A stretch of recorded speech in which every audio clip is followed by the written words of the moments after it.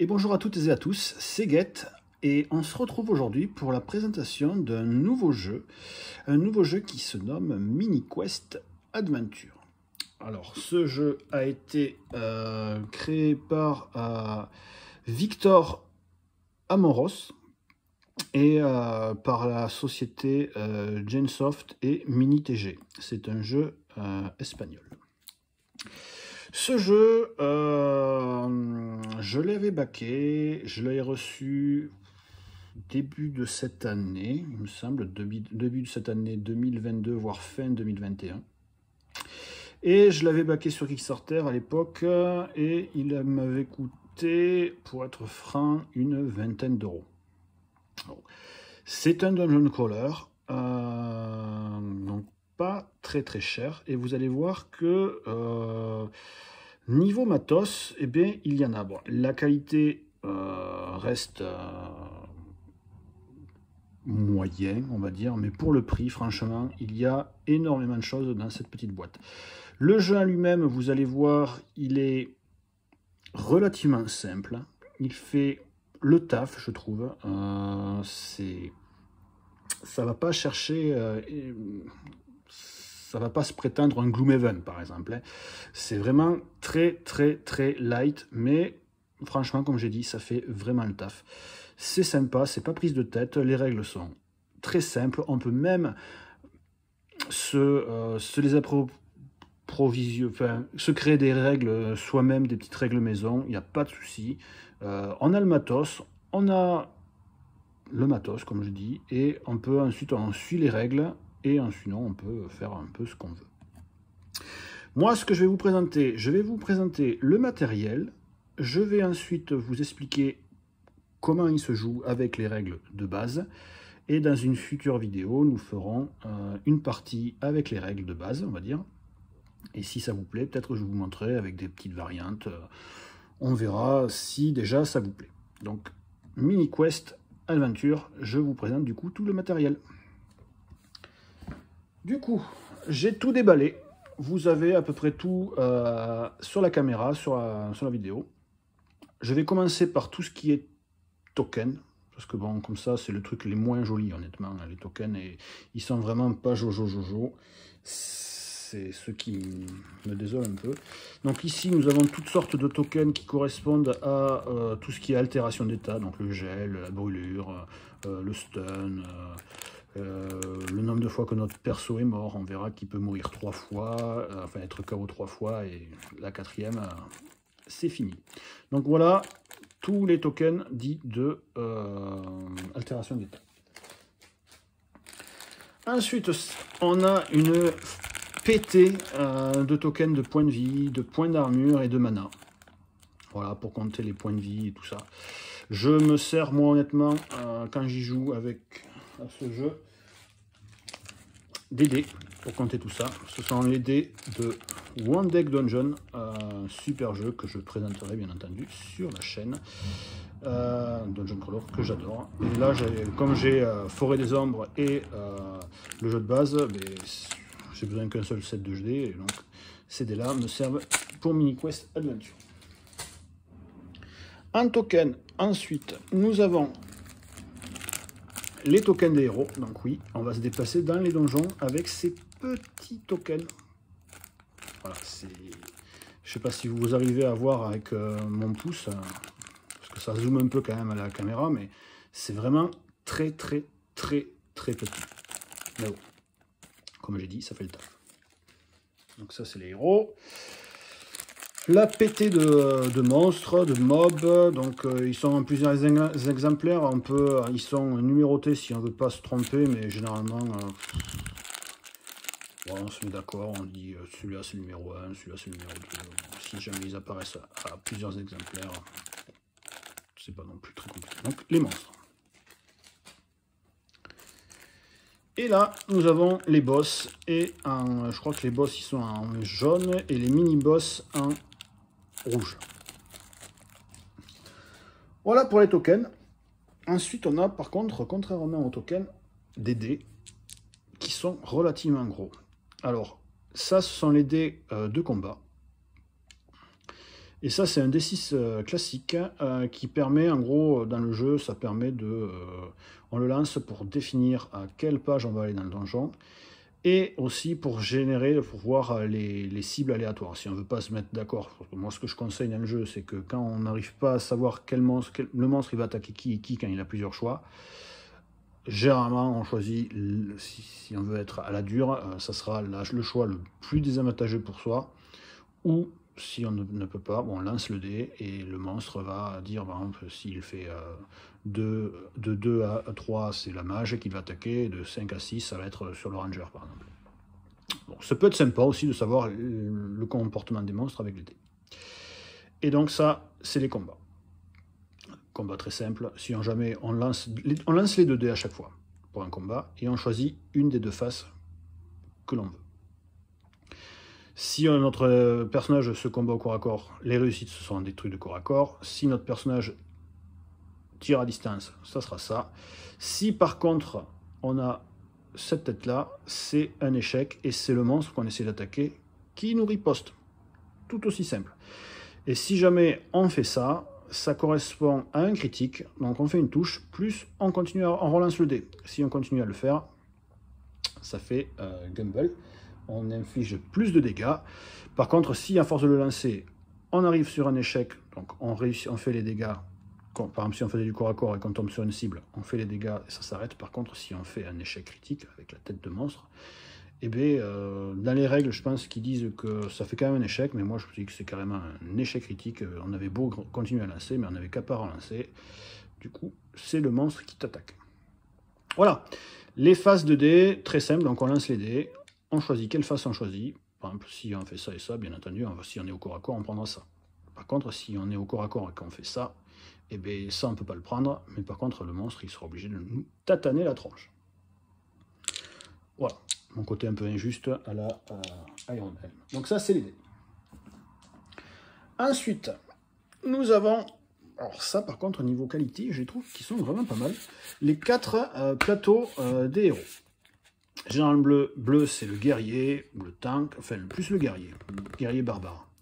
Rouge, c'est la mage. Jaune, c'est plus le paladin ou le tank, cette fois. Et vert, c'est, attention, le ranger. Code de couleur des plus classiques. Donc, quand on joue un mini quest adventure, on est obligé toujours de jouer les 4 persos. Donc, quand on joue en solo, c'est pratique. Quand on joue à 2, ben, on en joue 2 chacun. Mais après, pour moi, je pense qu'à partir de plus de 2, non, c'est pas un jeu où on peut jouer à plus de 2. Déjà à 2, je trouve que c'est bon. Donc on les place devant le plateau, on met la carte du personnage ici, il peut porter en effet une carte à une main, une carte à une autre main, ou bien s'il prend à 2 mains, il met son arme à 2 mains, où est-ce qu'il y a le petit emplacement. Il a le droit de porter une armure, il a son skill dédié à son perso, et il peut avoir 2 objets dans son inventaire. Et là c'est comme j'ai dit, Death, si jamais on remplit les 3, je crois qu'en fait, quand j'ai dit tout à l'heure des bêtises, il faut que dès qu'ils sont tous les 3 remplis, c'est mort. Pas dès qu'il y a un 4e qui doit arriver. Voilà. Et le perso, il écoute. Voilà. Donc les 4 plateaux. Voilà. Les personnages, venons-en. Du coup, dans le jeu, il y a à chaque fois 2 personnages du même type. Donc par exemple, il y aura 2 guerriers.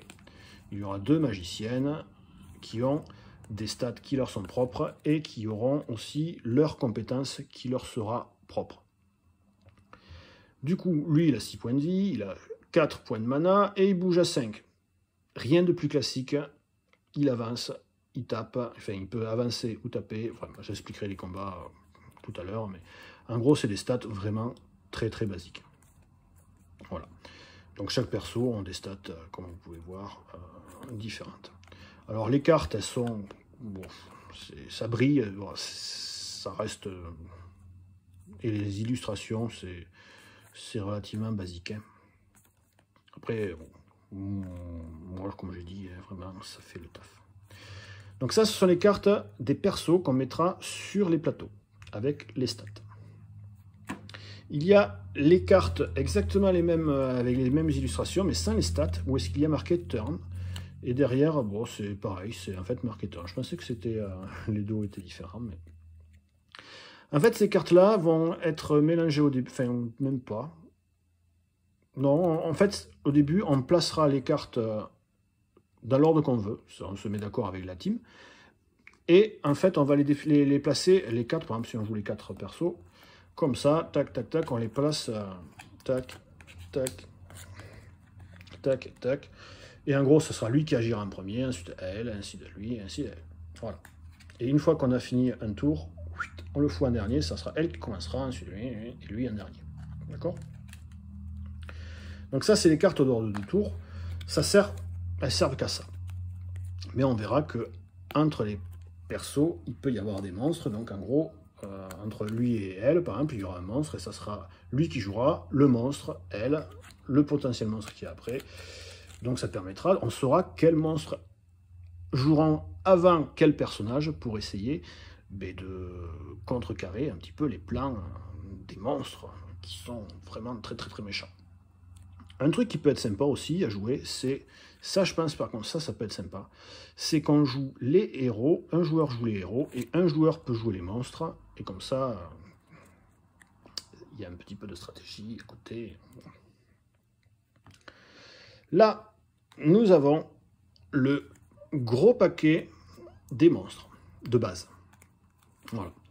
Donc là, vous voyez, il y a toute une pétée de monstres. Voilà. Avec des stats.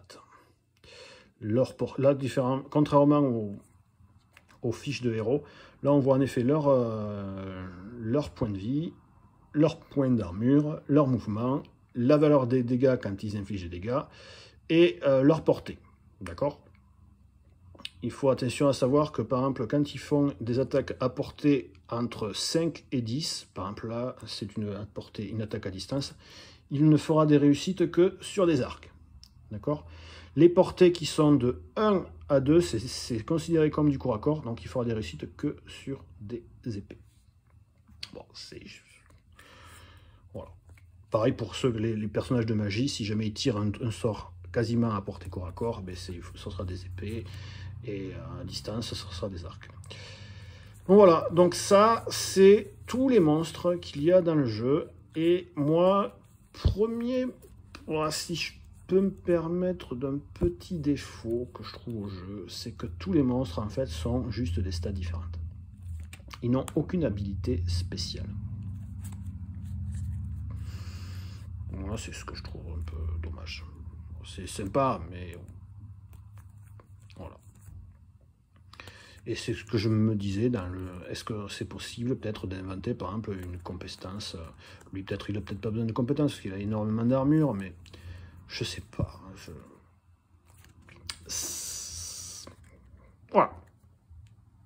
Parce qu'après, les boss et les mini-boss, eux, par contre, ils ont des compétences. Et ça, je trouve ça cool. Bon, après, c'est bien que ça reste sur les boss, mais je pense qu'un petit trait pourrait être sympa sur les créatures de base. Ensuite, donc là, on a d'abord, je vais vous montrer d'abord les mini-boss. Alors, comme vous pouvez voir, les mini-boss, ils ont juste... ça comme stat. Voilà, certains ont des tranches un peu. Voilà. Donc ils ont des stats, d'accord. Et dans le livre de règles, il est indiqué les compétences qu'ils possèdent. Donc les compétences des monstres, c'est normalement, je crois, dans ce paquet. Voilà. Alors le jeu, il est, les noms sont en anglais, mais c'est juste les noms. Après, c'est que de l'iconographie. D'accord? En fait, quand on va tirer un boss ou un mini-boss, parce que les boss fonctionnent de la même façon, on les tire généralement aléatoirement, et on va... voilà, les monstres élites, ils sont là.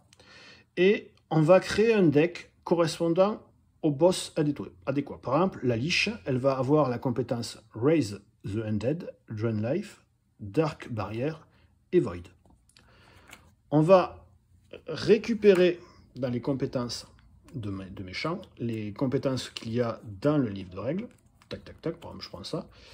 Et ça fera son petit deck de compétences. On les brasse, tac, tac, tac, et quand le monstre devra s'activer, on tirera et on verra les dégâts qu'il fait, la portée, qui c'est qui cible, et ainsi de suite. Donc là, il se soigne.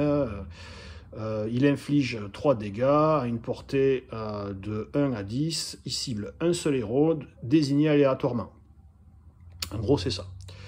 Et pour les boss, ben, par exemple, ça, je trouve ce système vraiment sympa. C'est super. Voilà. Donc en boss, mini-boss, on a le gardien, on a une abomination, on a une horreur abyssale, un cyclope extrêmement classe. Non, moi je trouve pas très classe, mais après chacun ses goûts. Un loup-garou, un golem, un troll et la fameuse liche qu'on a vue tout à l'heure. Ensuite, on a ici les gros boss. Donc on a le Gradok, Lindera, il a un nom à coucher dehors lui, Sig et Marine. Voilà. Donc les boss, pareil, ont un deck qui leur sont propres. Ils sont même un peu plus importants, ceux des boss, que ceux des élites. Et ils ont une compétence particulière en plus qui est la marque de la mort, qui fait que dès qu'on la tire, on tue un héros. Voilà, c'est celui-là. D'une portée 1 à 15, on cible un héros aléatoirement, il meurt. Là, comme ça rigole pas. Voilà. Ensuite, ce petit paquet que j'ai fait à part, ce sont les équipements de base de nos héros. Donc, en fait, on va équiper nos héros, c'est expliqué dans la règle, quelles stuff de base il va posséder.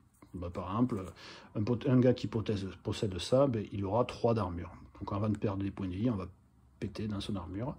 Et par exemple, il aura ça en plus, une épée à une main, ça montre que c'est une main. Elle inflige 3 dégâts à portée 1. Voilà.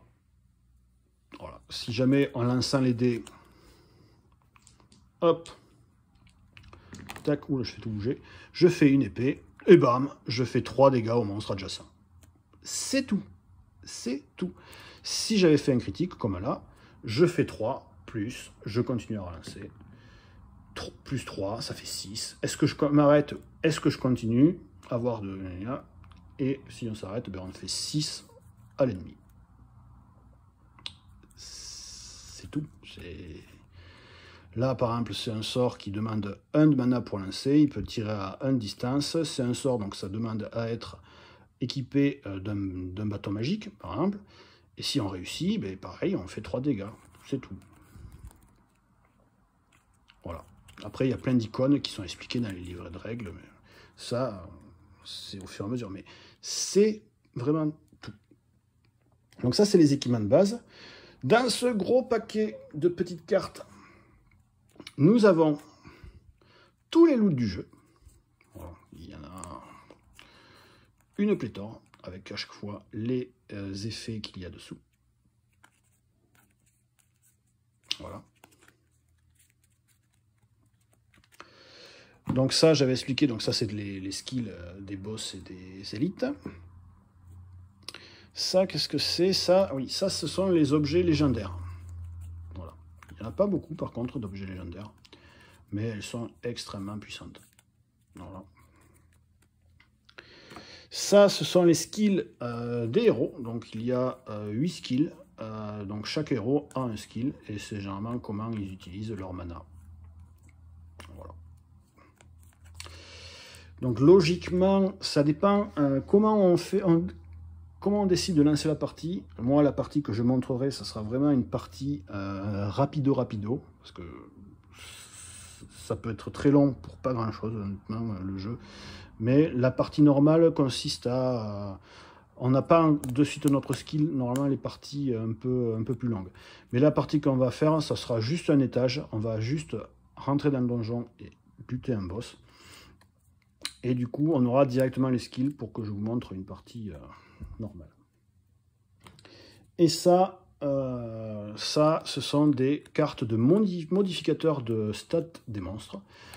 En gros, quand on va changer d'étage, chose qu'on ne verra pas pour cette partie, quand je ferai, parce que ça peut être un peu lent, et bien on piochera une carte, et tout, à partir de maintenant, tous les monstres et les boss auront plus 2 points de vie, auront plus 2 points de bouclier, et taperont 2 fois plus. Enfin, 2 plus. Voilà. Il y a des cartes qui font 2 plus à chaque fois, ou des cartes qui font 1 plus à chaque fois. Donc en gros, voilà. Ça aurait été sympa, pareil, je pense. Après, ça serait peut-être difficile de penser à tout, mais de faire des cartes par un peu plus de vie, un peu moins de bouclier, un peu plus de... Voilà. Mais comme je dis, 24 € pour tout ça, ça va. C'est pas non plus 24 ou 30. Je trouve que c'est quand même... ça va. Et la particularité du jeu, c'est ça que j'avais beaucoup aimé, c'est que les donjons, c'est des petits bouquins comme ça. Il y en a 2 dans le jeu, parce que je ne pense pas qu'il y aura d'extension, je dis jeu de base, mais il y a le château et la mine.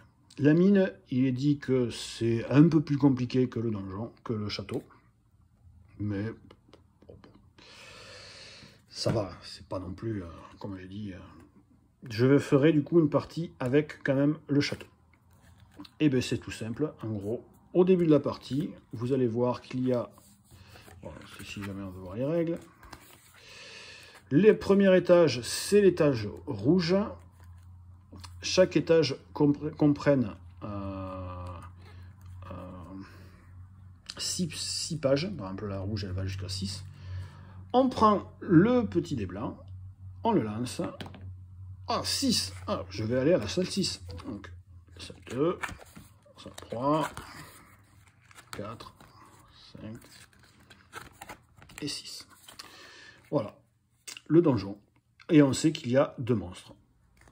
Je ne sais pas si vous voyez, certaines cases sont colorées. En gros, les jaunes, c'est des terrains difficiles. Je ne sais pas pourquoi celle-là, elle est jaune, d'ailleurs. Rouge, je sais que c'est de l'infranchissable. En gros, quand on doit traverser une case jaune, on doit dépenser 2 de mouvement, et voilà. Et normalement, on ne peut pas s'arrêter sur les cases jaunes. Place verte, c'est là où les héros vont commencer. Donc les héros, ils vont rentrer par là, ils vont pouvoir se déplacer, aller tâtonner le méchant. Et les méchants, on les tire au hasard avec les cartes des méchants. Voilà. Une fois qu'on a fini, on va arriver à l'étage 2. Pareil, on lance les dés. Tac, on regarde. Certaines salles, vous voyez, sont doubles. Voilà. Là, on peut voir, il y a des éboulis. Dès qu'on a fait, pareil, cet étage, on va passer à l'étage bleu. Ensuite, on passe à l'étage vert, et ensuite, je pense que c'est le dernier, voilà, le 5e, c'est là où il y a le boss. Voilà. Voilà. Le matériel. Je vais présenter la mise en place vite fait, et je vous ferai une autre vidéo pour faire la présentation de la partie. Du coup, on va mettre les mini-boss de côté parce qu'on n'en aura pas besoin pour une partie dite rapide. Alors, je vais vous montrer sur le livre de règles. Donc le livre de règles est en français. Dans la boîte, il y avait français, anglais et espagnol.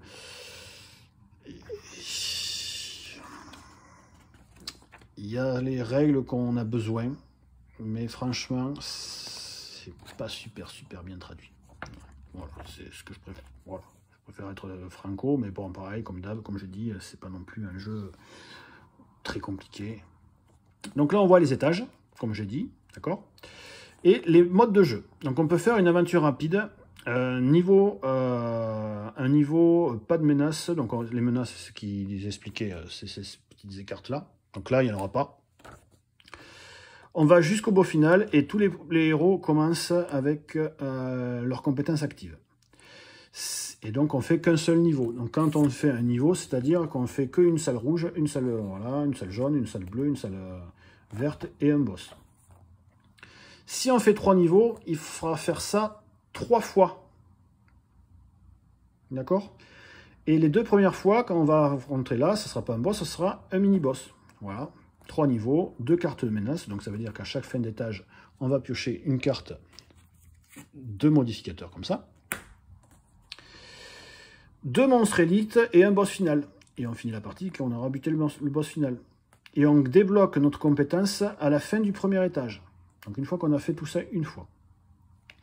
Après, il y a à difficile, où est-ce qu'on le fait 5 fois, et cauchemardesque 7 fois.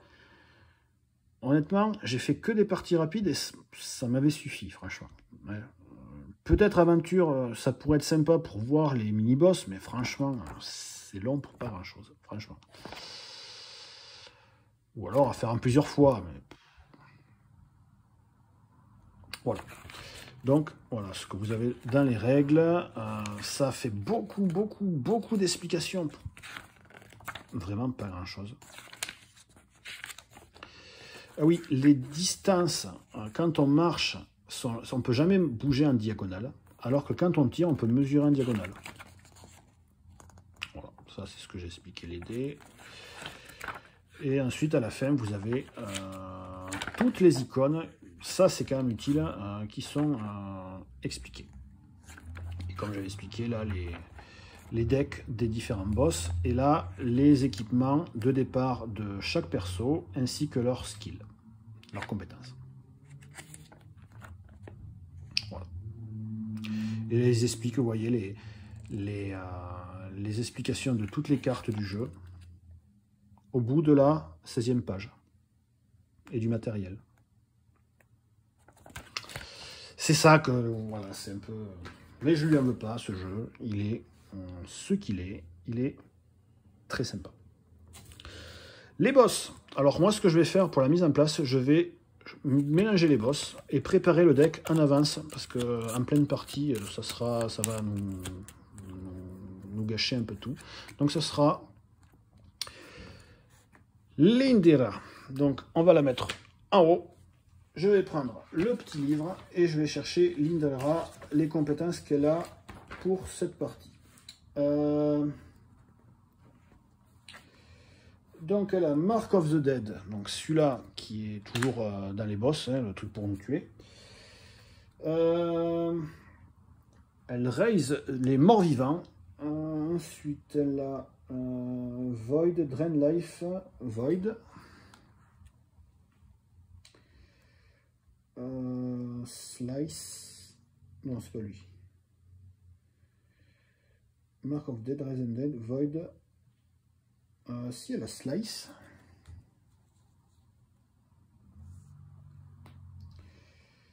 Elle a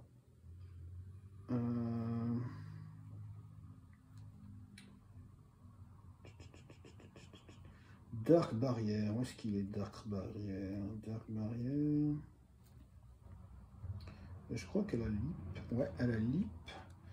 Elle a Slice, donc ça j'ai déjà eu. Void, Dark Barrière, il manque Dark Barrière et Trap. Dark Barrière. Dark Barrière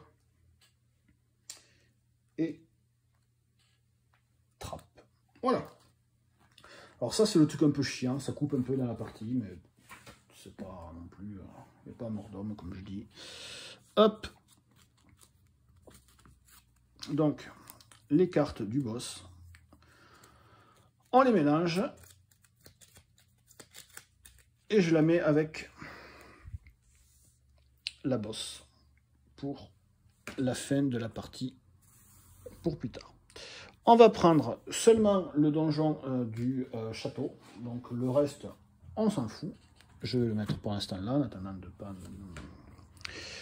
Les cartes loot, on va les mélanger. Voilà.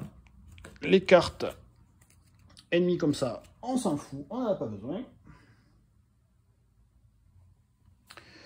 Les cartes de départ, je vais les mettre là. Les cartes légendaires, on n'en a pas besoin quand on fait cette aventure, parce qu'on pioche une légendaire après avoir tué un mini-boss, donc on n'en a pas besoin. Les compétences, on va les mettre là. Je vais choisir ce héros, celui-là. Les autres, on n'en a pas besoin. Les mini-boss, on n'en a pas besoin.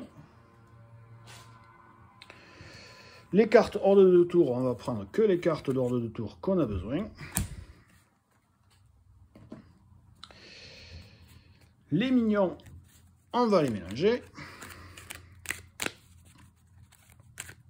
Et on va mettre une pile ici. Alors, il faut que je regarde. Je vais déplier les bonhommes. Comme ça, en même temps, j'en profite pour que vous voyez comment ça se met en place, le jeu. Vous verrez peut-être pas tous les persos. Mais bon, vous verrez les principaux. Hein. Le donjon, comment ça se passe et les lancers de dés. C'est surtout ça qui est important pour ce jeu. Les dés, on va les mettre dans la piscine à dés ordre de Veyel. Je présenterai bien entendu l'ordre de Veyel. C'est un jeu que j'adore aussi beaucoup et j'attends avec impatience le chapitre 2.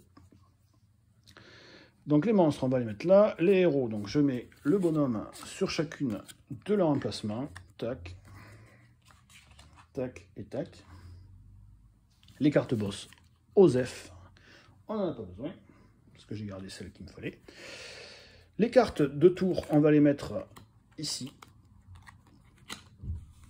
Je vais peut-être monter un petit peu la caméra pour voir le donjon. Hop. Les fiches de perso, on ne va pas spécialement en avoir besoin. Le donjon, on le met là. Tac. Les cartes loot, on va les mettre là. La menace du boss, on va la mettre à côté par là-bas. Tac. Donc, je regarde ça. Je sais que pour le barbare, il a cette compétence-là. C'est un tourbilol, en fait. Pour 1 d'énergie, il inflige plus 2 de son arme à 1 à 4 ennemis qui se trouvent autour de lui. C'est quand même vachement sympa. La mage, elle a ça comme skill. C'est un passif qui permet que tous ses sorts infligent plus 1 de dégâts et elle a plus 1 d'énergie. Ensuite, l'archer, il faudra que je revérifie qu'est-ce que ça fait l'œil. Mais il me semble que ça passe à travers l'armure, mais on verra. Mais plus 3 en dégâts et ça passe à travers l'armure. On verra si c'est ça. Et la paladine, elle a une attaque qui inflige plus 1. Elle peut bouger directement à 5 et elle stun l'ennemi. Elle fait un coup de bélier de taureau. Voilà. Je pense que c'est tout pour les skills. Je pose de côté.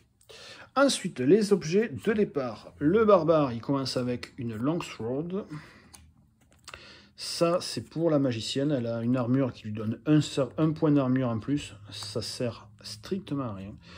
Elle a son sort qui est lié avec son petit bâton magique. Le bouclier et cette petite épée, ça va à la paladine. Donc le bouclier, ça je sais, c'est si jamais elle se prend une touche, on lance le dé à 6 et si on fait 5+, elle part. Ce qui est quand même pas mal. Elle possède aussi une armure. Voilà.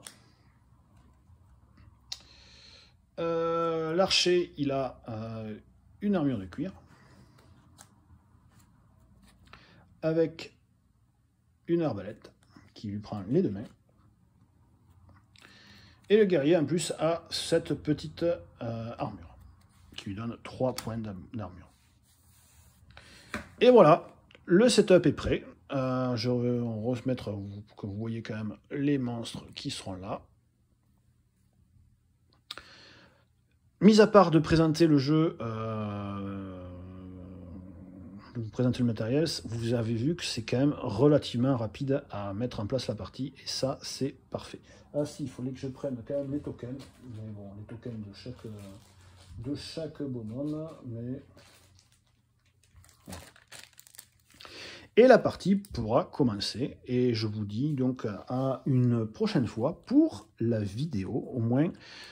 essayer de faire cette petite partie. J'espère que la vidéo vous a plu. Je vous souhaite à toutes et tous une très bonne soirée ou une très bonne journée, comme d'hab. Ça dépend de l'heure où vous regardez cette vidéo. Merci de m'avoir suivi. N'hésitez pas de liker et de commenter la vidéo. Ça fait toujours plaisir de vous lire et c'est toujours super sympa de voir que vous likez les vidéos. Et bien, je vous fais des bisous à tout le monde. Ciao, ciao. Merci.